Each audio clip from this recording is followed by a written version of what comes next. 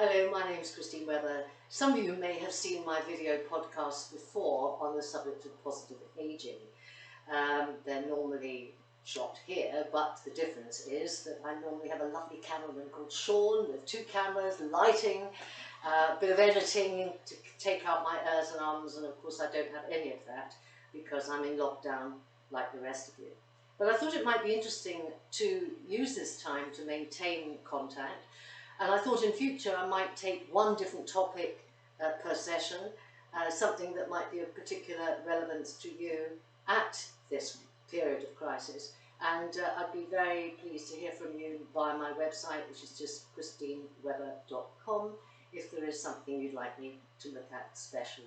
But today I thought I'd just sort of ramble through some of my own thoughts about the lessons from lockdown. And I think the first thing to say is this is a huge shock. And in that way, I think this is similar in a kind of way to bereavement, where there are processes of grief. And the first one is shock. I think we're deeply shocked in this country about this particular virus. There have been viruses before, Ebola, bird flu, swine flu, SARS. And we've thought, oh, this is really, really terrible. But at the same time, at the back of our mind, we've sort of thought, but they don't come here. Well, it turns out we're not quite as special as we thought, because this one has come here big time, as impacting hugely, as you know.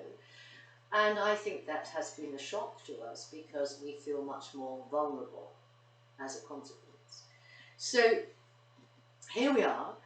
I'm in lockdown on my own because I'm a widow, and like a lot of widows, I'm sure, I do sometimes think, oh, it would be very nice if my husband were here being locked down with me, but alas, he's not. However, I do recognise that it's a lot better to be in lockdown on your own rather than with somebody with whom you're not getting on well. And that must be happening to a lot of people. And I imagine there are people thinking, well, I now know for sure I cannot go to the end of my life with this person. I need to get out of it. It might be useful that you know that.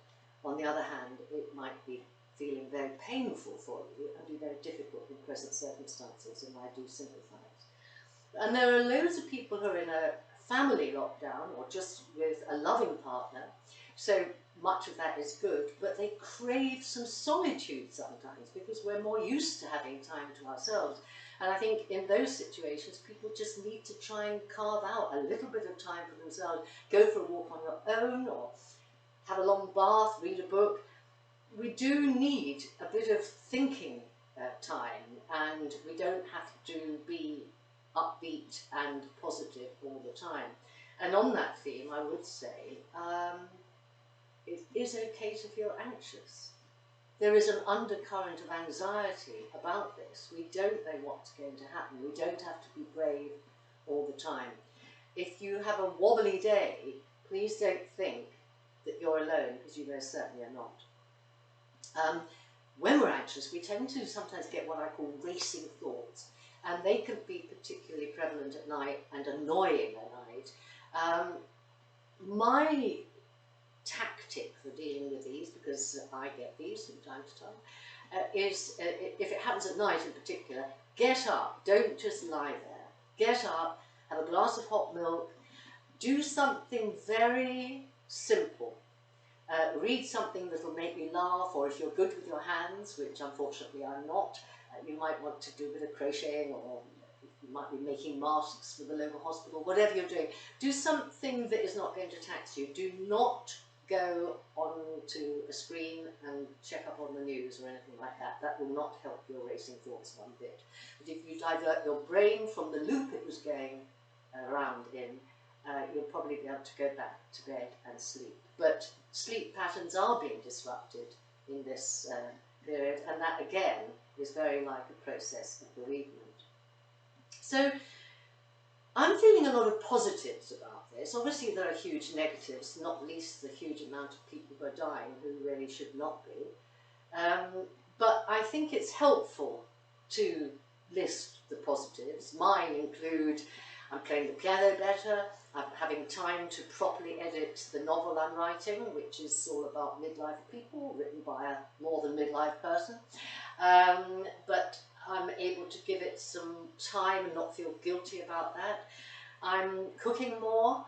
I thought at first I was channeling my Nigella Lawson, but I realised I'm actually turning into my granny, because I'm making things like homemade oatcakes, which 5-6 weeks ago I would never have believed that was possible, but that's what's been happening. I've also discovered what my essentials are, and number one is clearly to make adequate contact with other people, and I do that via Zoom, which I've never heard of 6 weeks ago, Skype, which I never used until about 6 weeks ago, phone calls rather than emails, and social media. I'm in lots of social media groups, and I find we do keep each other going. But I think it's the sound of somebody's voice that I've really valued more than anything at the moment. I'm normally somebody that dashes off emails to people. I think, oh, I haven't got time for a phone call. Well, I've got time for a phone call. And the sound of somebody's voice is much more reassuring and heartening than any amount of words in an email. So I hope you're keeping up contact with all those people who really matter to you, friends and family, because I'm sure that's what's getting us through all of this. So we'll come back to various topics on this, but for now I think we should just maybe cheer ourselves up by thinking that it's in our nature to make good things come out of bad, and good things will and already are coming out of this period of really unprecedented tragedy. Nature is recovering. A lot of us are rethinking, you know, do we need to take these plane journeys? A lot of big companies are beginning to say, do we need our shiny skyscrapers? We're managing everybody from home. So there's going to be a lot of thinking going on, and maybe some of that thinking will transform itself into positive action in a way that will make our life simpler in some ways, more sane in others, and more viable in terms of the environment. Let's hope so. So what I would like to say in conclusion today is we didn't expect this, did we? None of us expected this.